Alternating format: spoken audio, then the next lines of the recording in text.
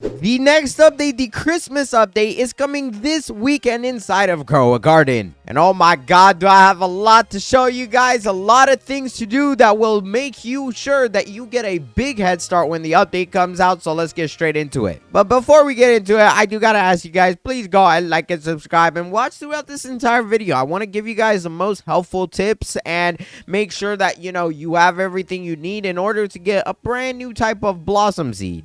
And yes, you heard that right. More information on that in a second. But as you guys know, the Christmas update has been leaked for a while now. People have been anticipating it. I mean, the last update was the trading world, and the update before that was by far the worst update the game has ever had. It introduced this Trader Chore guy. Nobody likes him. I don't even want to tell you what he does in case you don't know, but don't worry about him. He's trash. Although I should say he did get a little bit of a buff, he still kind of sucks and is boring. But I can assure you this is one of the biggest updates yet, because currently Grow a Garden has 132,000 players, and this is by far the lowest it has actually ever been. But this update has so much coming in it, and the developers have been working on it for 3 weeks already. But let's get into everything you need to do. First step, and by far I would say this is probably the most important thing, is go to the seed shop and buy out every seed consistently, even the ones that suck. For example,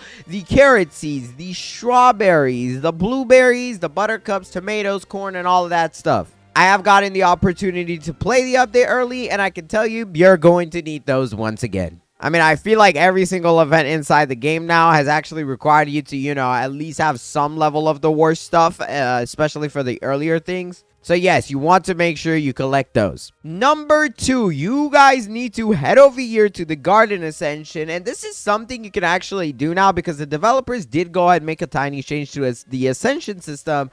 But now when you ascend, as you can see, it does not require you ever for any type of fruits. It is actually free and it only costs your shekels. So you want to make sure you're constantly hitting the confirm button on this because it'll go ahead and give you these golden coins, or I forgot what it's called, but it'll allow you to buy things such as pet inventory capacity upgrade, which I'm actually going to go ahead and buy right now. And I'm pretty sure this stays at the constant price of 40, so it's very good, and I highly recommend it. After, you start smacking those out, you should also get the egg capacity upgrade to where, you can plant more eggs and stuff. There's obviously going to be new pets inside this update. I mean, what did you expect? That there isn't going to be any? Now, I should say before I go further, I have tested this update very early into development, aka when it's not fully finished. So take everything I say in this video with a grain of salt because some things could change, although I expect most to stay the same. And I'm learning that from me saying there's going to be a part 2 to the mining update, which there was supposed to be, but the developers just decided to destroy the smithing event. Now, for my next tip, I highly recommend that you guys grab a bunch of pets that actually provide mutations onto your plants. As you can see, currently the team I'm using is actually not the best, I would have to say. I have things like disco bees, dragonflies, and stuff like that. Something I should take out here is actually going to be this disco bee. I'm going to go ahead and take that out, and instead, we're going to go ahead and throw on a T-Rex. This guy is basically going to transfer mutations onto plants, and I highly recommend you guys do this. You don't have to do it with the T-Rex. For example, this guy devours a random mutation from your garden, then roars, spreading that mutation to 5 other random fruits. But what you want to do is quickly get mutations onto a lot of things. And this is very weird of me asking, but although I cannot actually leak why, I can guarantee you that this is something you're going to need. And I do actually kind of have a tiny leak for you guys that I really hope the developers don't get mad at me for. At the time I'm recording, it's Thursday. I was supposed to post this video yesterday because I thought that's when the updates get announced. Usually every single update gets announced on Wednesdays, but for some reason they've been lacking. So if you look at the game page, it literally just says next update and it actually does not tell you what it is. However, guess what? I went ahead and made my own custom version of this, which I think is a little bit silly, but I just think this is how the developers are going to do it, and I might as well do it because it's going to get announced on Friday anyways, aka the time you're seeing this video. So devs, please don't get mad at me, okay? It's your fault for not posting it. But this right here is my little custom concept of the Christmas event. And as you can see, there is 3 different areas inside of this update. Obviously, I can't tell you exactly what it does, but I will say in the past, I have suggested a lot of things that are going to end up in this update, and I'm genuinely very excited about it. But what I can do is tell you guys how to make sure you do everything you need to do in order to like breeze through the requirements. The next thing I recommend you guys highly do is get yourself a bunch of these pet eggs. As you know, currently in the game, we have a egg inside of the egg shop called the gem egg. It is this guy right here, and you have probably seen a lot of the pets, you know, inside of the trading plaza. But you want to go ahead and actually start collecting these things, because I am pretty confident that within the next update or 2, this egg will be gone. So the pets inside of that will skyrocket in value.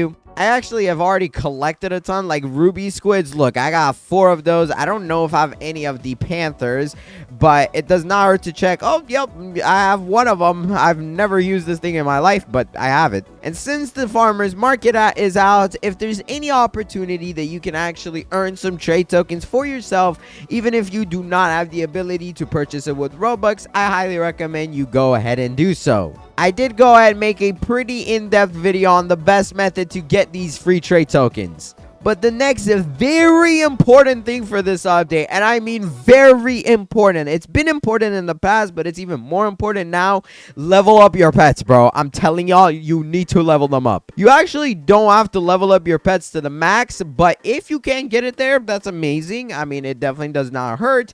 But what you want to do is constantly grab some stuff in your garden that has decently good mutations. For example, Blight and Brain Rot are very worthy mutations, and they're very easy to get, meaning that these will give my pets a ton of XP. So I'm just gonna grab anything with Blight on it. There we go. That's probably enough. And then literally just go ahead and start feeding this to all of your pets, so that way their hunger fills up to the max. And okay, there we go. As you can see, all of the hungers are filling up.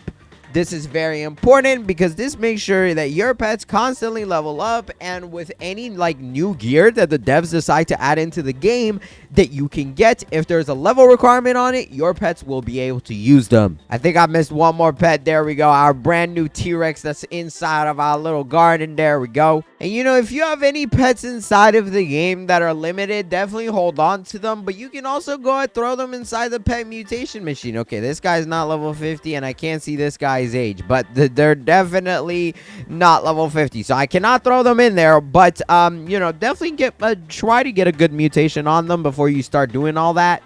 Good mutations will carry you on forever, but talking about mutations, you can definitely expect some new ones coming inside this update. As you know, every single event, they've had some sort of pet shard mutation. I can't tell you quite what it is gonna be, but it's just something to expect. But if you do have the opportunity to get something from here, definitely go for Rainbow. It's amazing. The next thing that I'm gonna suggest you guys, especially for you who have stayed up till this part of this video, early on, I mentioned how you should actually collect a bunch of mutations on your plants. Well, the one thing I am keeping a secret for you guys who have been watching this far throughout the video is you actually want to collect everything first. Personally, I'm not doing this one because I've actually put mutations on my stuff already. But if you have a garden where most things in your garden don't have mutations, or you actually have a separate one that doesn't have much mutations, try to collect a few of as many different types of plants you can. I promise you, you're gonna thank me later,